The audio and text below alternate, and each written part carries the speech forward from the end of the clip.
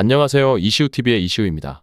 해당 분석은 초안 분석이며 최종 분석과 픽은 하단 댓글에 있는 링크로 문의 주시면 방입장 도와드리도록 하겠습니다. 방입장은 무료로 진행되며 절대 금전적인 요구를 일체하지 않습니다. 이번 분석은 승부식 128회차 해외 축구 4경기 분석 진행해보겠습니다. 맨체스터 시티는 슬로반 브라티슬라바 원정에서 중요한 승리를 거두며 이번 시즌 챔피언스 리그에서 강력한 출발을 보였습니다. 이전 대회 결승에서 맞붙었던 인테르와의 홈 경기에선 상대의 견고한 수비에 다소 고전했지만 팽팽한 접전 끝에 승점 1점을 확보하는 데 성공했습니다. 비록 승리는 거두지 못했지만 이번 대회 16강 진출을 위한 긍정적인 발판을 마련한 셈입니다. 이번 시즌 시티의 공격진은 홀란드, 포든, 사비오로 구성된 삼각 편대가 훌륭한 호흡을 보여주며 경기를 주도하고 있습니다. 중원에서는 복귀한 귄도안이 큰 역할을 하고 있으며 데브라이너, 로드리, 보브와 같은 핵심 선수들이 부상으로 빠진 상황에서도 누네스와 함께 그 공백을 효과적으로 메우고 있습니다. 귄도안의 경험과 경기 조율 능력 덕분에 시티는 중원의 안정감을 유지하고 있으며 경기력이 크게 흔들리지 않고 있습니다. 반면 스파르타 프라하는 체코 리그의 오랜 강자로서 챔피언스 리그에서도 그들의 경쟁력을 증명하고 있습니다. 첫 경기에서 잘츠부르크를 상대로 인상적인 승리를 거두었고 슈투트가르트 원정에서도 예상 밖의 무승부를 기록하며 승점 1점을 추가했습니다. 스파르타 프라하는 비틱과 파낙을 중심으로 안정적인 수비 라인을 구축하고 있으며 라이리넨이 중원에서 수비를 보호하는 역할을 훌륭하게 수행하고 있습니다. 그럼에도 불구하고 이번 경기에서는 맨체스터 시티가 승리할 가능성이 높아 보입니다. 스파르타 프라하가 유럽 대항전에서 인상적인 모습을 보여주고 있긴 하지만 맨체스터 시티와 같은 강팀을 상대할 때 지나치게 공격적인 전술을 펼치기에는 어려움이 있을 것입니다. 특히 원정 경기인 만큼 스파르타 프라하는 수비적인 접근을 통해 상대의 공세를 막아내려 할 가능성이 큽니다. 그들은 라치와 라이리넨을 중심으로 중원과 수비 라인 사이의 간격을 최소화하며 맨시티의 압박을 저지하려 할 것입니다. 하지만 맨체스터 시티의 다양한 공격 옵션은 스파르타 프라하의 수비벽을 뚫기에 충분할 것으로 예상됩니다. 사비오, 베르나르도 실바, 그릴리시 같은 선수들은 측면에서 상대 수비를 계속해서 압박하며 공간을 만들어낼 것이며 중앙에서는 홀란드가 상대 수비의 빈틈을 파고들어 득점을 노릴 것입니다. 시티는 이번 경기에서도 수비와 공격의 균형을 잘 맞추면서 경기 내내 주도권을 유지할 것으로 보입니다.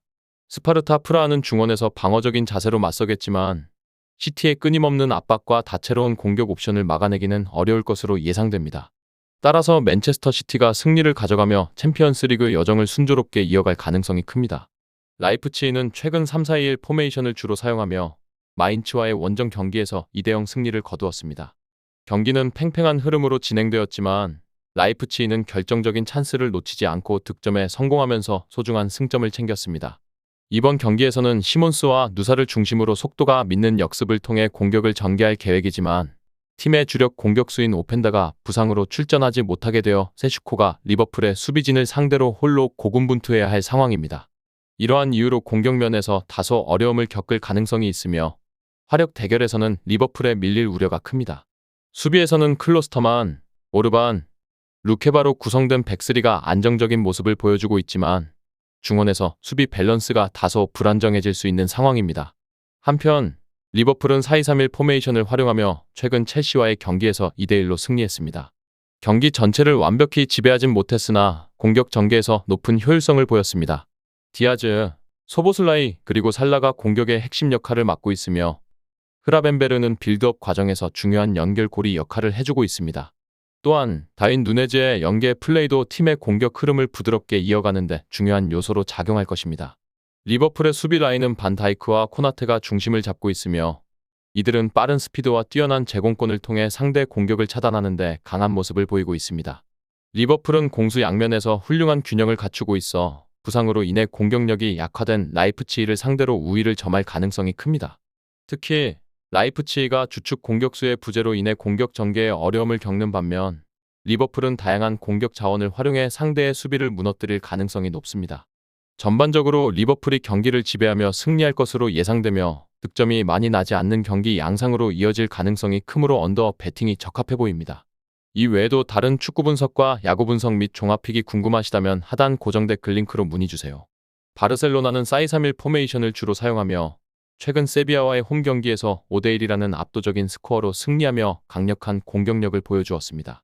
경기 내내 주도권을 쥔 바르셀로나는 특히 페드리, 하피냐, 야말이 이끄는 공격진이 유기적으로 움직이며 세비야 수비진을 무너뜨렸습니다. 이들의 창의적인 플레이와 빠른 패스 연결은 상대방의 대응을 어렵게 만들었고 레반도프스키의 탁월한 연계 능력과 골 결정력도 큰 역할을 했습니다. 이런 조합을 바탕으로 바이에른 뮌헨의 수비를 흔들 가능성도 매우 높아 보입니다. 마르티네즈와 쿠바르시는 수비에서 뛰어난 배후 공간 관리로 팀의 안정성을 더하고 있지만 중원에서 카사도나 로페즈가 나설 경우 바이에른 뮌헨과의 중원 싸움에서 약점을 드러낼 수 있습니다. 반면 바이에른 뮌헨도 4-2-3-1 포메이션을 선호하며 최근 슈투트가르트와의 경기에서 3-0 대승을 거두며 강력한 전력을 입증했습니다. 바이에른은 그나브리에 무시할라 올리세를 중심으로 공격에서 막강한 파괴력을 보여주었고 이들의 빠른 역습과 기술적인 플레이는 바르셀로나 수비진을 충분히 괴롭힐 수 있는 요소를 갖추고 있습니다. 김민재와 우파메카노가 이끄는 수비 라인은 단단함을 유지하고 있지만 부상으로 인해 게레이로가 우측 풀백 자리에 임시로 투입될 가능성이 있어 수비 조직력이 다소 흔들릴 수 있습니다. 두 팀 모두 공격적으로 매우 뛰어난 능력을 지닌 만큼 이번 경기는 상당한 화력전이 될 가능성이 큽니다. 바르셀로나는 후방 수비에서 다소 불안정한 모습을 보일 수 있고 중원 싸움에서 바이에른에게 밀릴 가능성도 존재합니다. 반면 바이에른은 공수 밸런스가 좋지만 일부 수비 포지션에서 문제를 보일 수 있어 바르셀로나의 빠른 공격 전개를 막기 쉽지 않을 것입니다. 따라서 이번 경기는 양팀 모두 다득점이 예상되는 치열한 공방전이 될 가능성이 큽니다. 최종적으로 두 팀의 공격력이 방어를 압도하며 상당히 많은 득점이 나올 것으로 보입니다. 영보이스는 주로 4-1-1-2 포메이션을 사용하며 최근 루체른과의 홈 경기에서 2-1로 승리하며 승점 3점을 챙겼습니다. 경기 내내 팽팽한 흐름을 유지했지만 결정적인 순간에 찬스를 잘 살려 승리를 이끌어냈습니다. 이번 경기에서는 몬테이로와 우그리니치를 중심으로 빠르고 날카로운 역습을 펼칠 예정입니다. 그러나 새로 구성된 투톱 조합인 엘리아와 이튼의 호흡이 아직 완벽하게 맞지 않다는 점에서 강력한 수비를 자랑하는 인터 밀란을 상대로 효과적으로 득점을 올리는 데에는 어려움이 있을 것으로 보입니다. 베니토의 복귀는 수비의 안정감을 더해줄 것으로 기대되지만 전반적인 체급 차이와 국제 무대에서의 경험 부족은 큰 장애물이 될 것입니다. 반면 인터 밀란은 3-5-2 포메이션을 바탕으로 탄탄한 경기 운영을 선보이고 있으며 최근 로마와의 원정 경기에서도 1-0 승리를 거두며 그들의 저력을 다시 한번 입증했습니다. 미키타리안이 중원의 핵심 역할을 맡아 공격을 이끌고 있으며 마르티네즈와 튀람의 날카로운 침투를 활용한 공격이 이번 경기에서도 중요한 전략적 무기가 될 것입니다. 비록 차라놀루의 부상으로 인해 중원의 창의성이 다소 약화되어 대량 득점을 기대하기는 어려울 수 있으나 인터 밀란의 수비는 여전히 안정적입니다. 아체르비의 부재에도 불구하고 파바르, 더브라이, 바스토니로 구성된 백스리는 이미 뛰어난 호흡을 자랑하며 영보이스의 공격을 충분히 차단할 능력을 갖추고 있습니다. 이번 경기는 전반적인 선수 구성과 경기 운영 경험 면에서 인터 밀란이 우위를 점할 가능성이 높습니다.